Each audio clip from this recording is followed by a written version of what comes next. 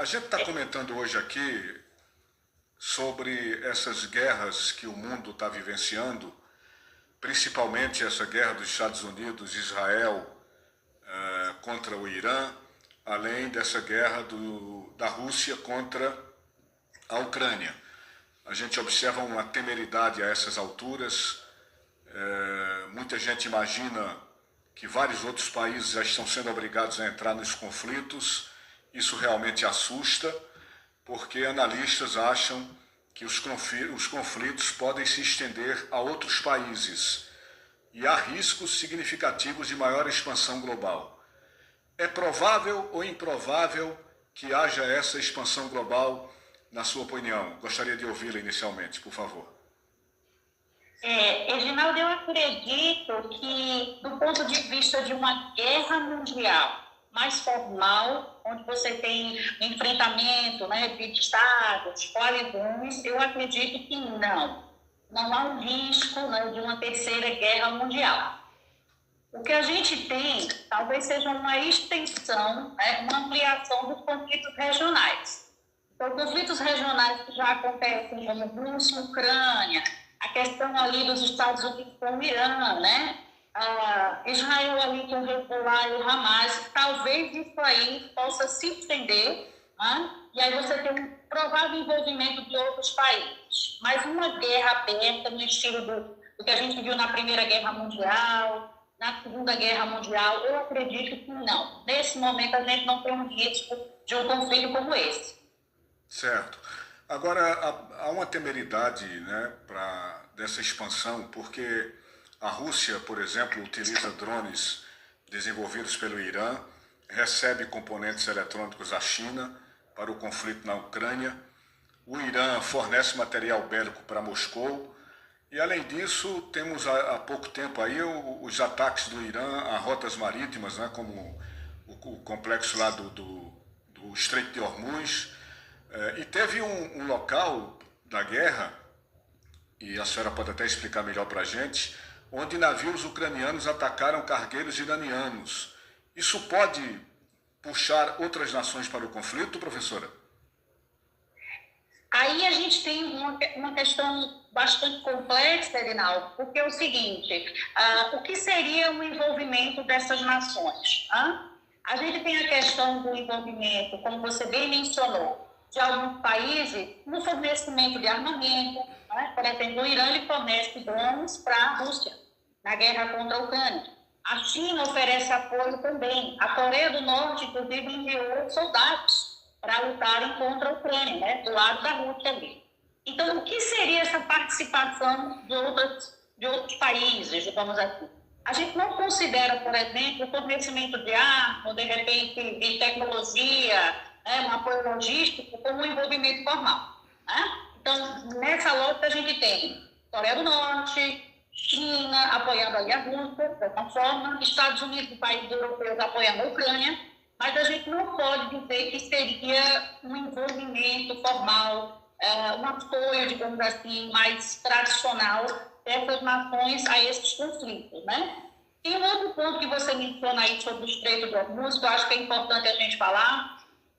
Esse é um ponto-chave, porque o Estreito de Hormuz é uma passagem muito sensível, né, do comércio marítimo internacional. Você mencionou aí incidentes, né, sobre do Irã com a Ucrânia, né, embarcações aí, e isso é um ponto bastante complexo, porque a gente pode ter uma situação mais complexa se houver um ataque desse tipo, de repente navios mercantes, né, navios que não são militares, que não estão envolvidos em conflito nenhum, serem alvos, né, por exemplo, do Irã. Então, há esse risco de a gente ter uma escalada regional quando situações saem do controle. Né? Quando a gente tem, por exemplo, esse incidente aí de drone, né, que pode atacar, de repente, uma embarcação. Então, isso é uma coisa que a gente precisa ficar de olho. O Estreito de Hormuz, nesse momento, é um ponto crucial também dessa guerra Estados Unidos-Irã. É um ponto nevrálgico, digamos assim. Porque desde que o conflito começou, né, no início desse ano, a gente não tem mais um funcionamento normal do Estreito. Então, a gente não sabe como isso vai terminar.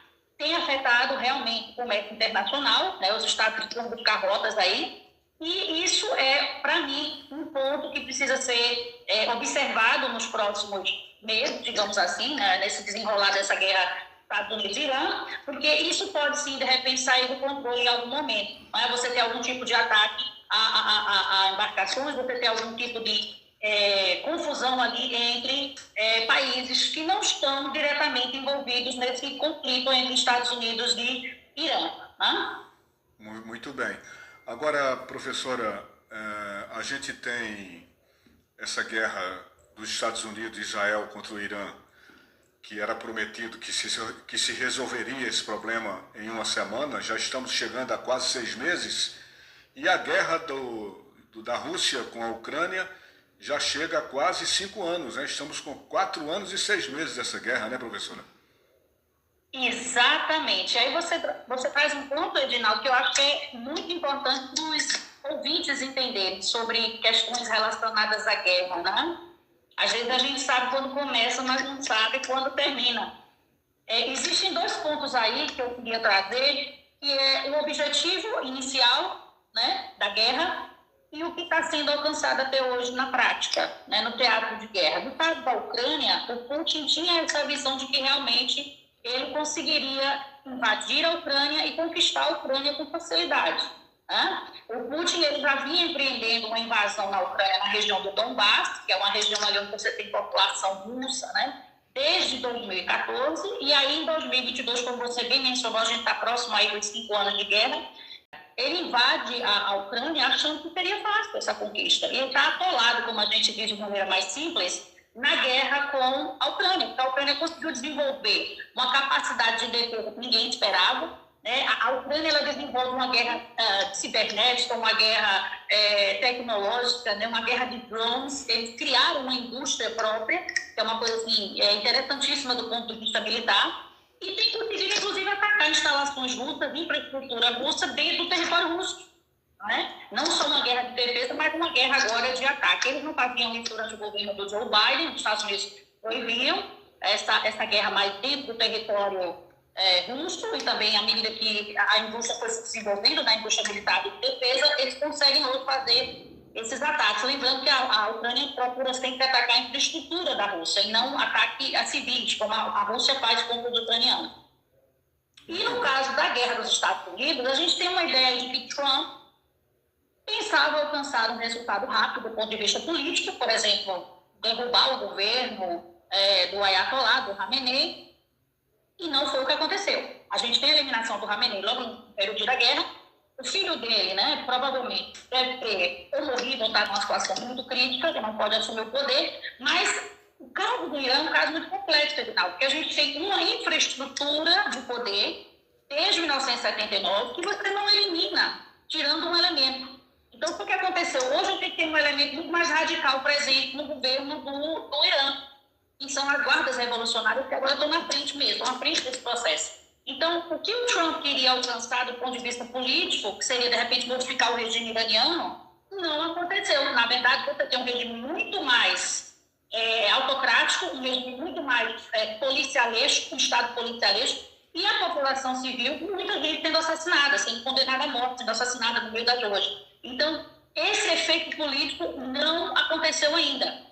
O governo iraniano ele continua com aquela estrutura de sempre. Agora, do ponto de vista militar, a gente tem, de fato, uma superioridade americana que é clara, mas a superioridade militar não vence a guerra.